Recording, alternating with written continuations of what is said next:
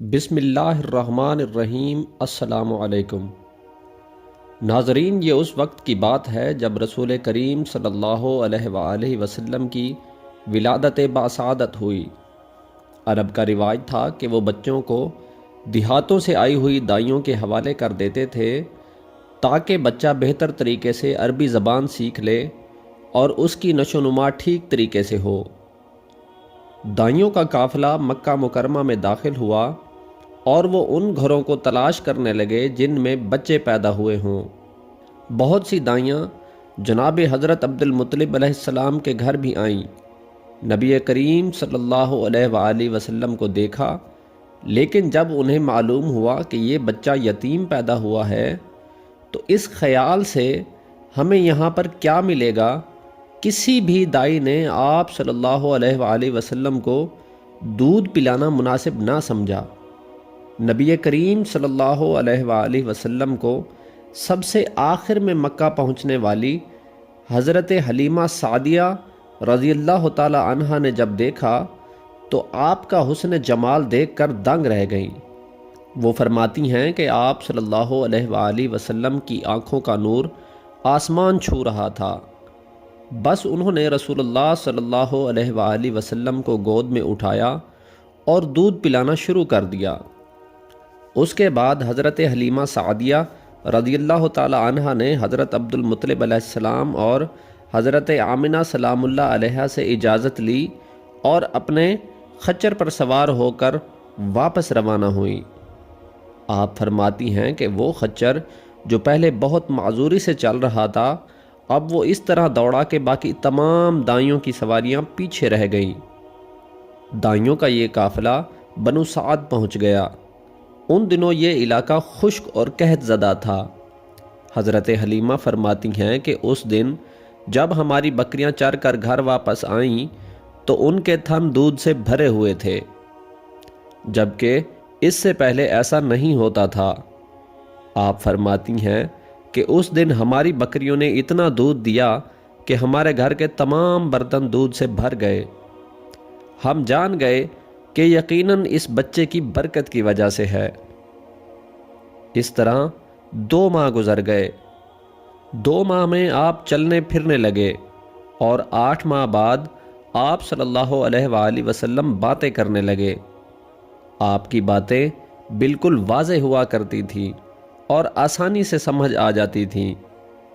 جب آپ صلی اللہ علیہ وآلہ وسلم 2 سال کے ہو گئے تو حضرت حلیمہ سعدیہ رضی اللہ تعالی عنہا آپ کو لے کر آپ کی والدہ حضرت آمنہ کے پاس آئیں۔ اس عمر میں بچوں کو ان کے ماں باپ کے حوالے کر دیا جاتا تھا۔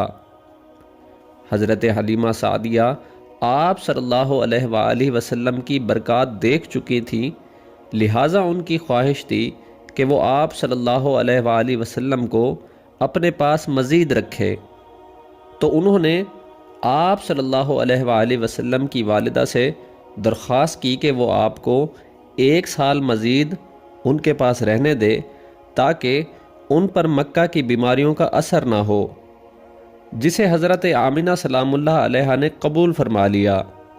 حضرت حلیمہ فرماتی ہیں کہ اس طرح وہ رسول اللہ صلی اللہ علیہ وآلہ وسلم کو دوبارہ اپنے ساتھ واپس لے آئیں۔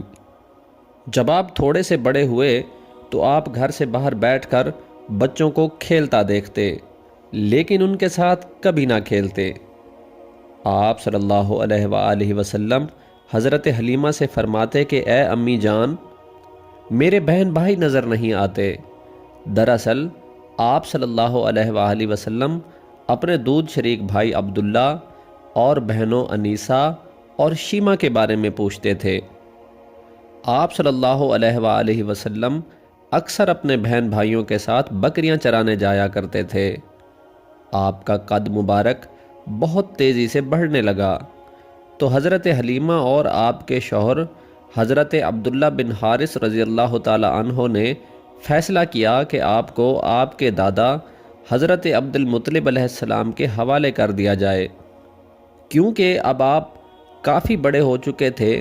آپ صلی اللہ علیہ وآلہ وسلم جب اپنے دادا کے پاس آ گئے تو حضرت عبد المطلب علیہ السلام نے آپ صلی اللہ علیہ وآلہ وسلم کی گھر آمد کی خوشی میں گائے اور بکریاں ذبح کیں اور مکہ والوں کی دعوت کی۔ اس وقت آپ صلی اللہ علیہ وآلہ وسلم کی عمر مبارک 6 سال ہو چکی تھی۔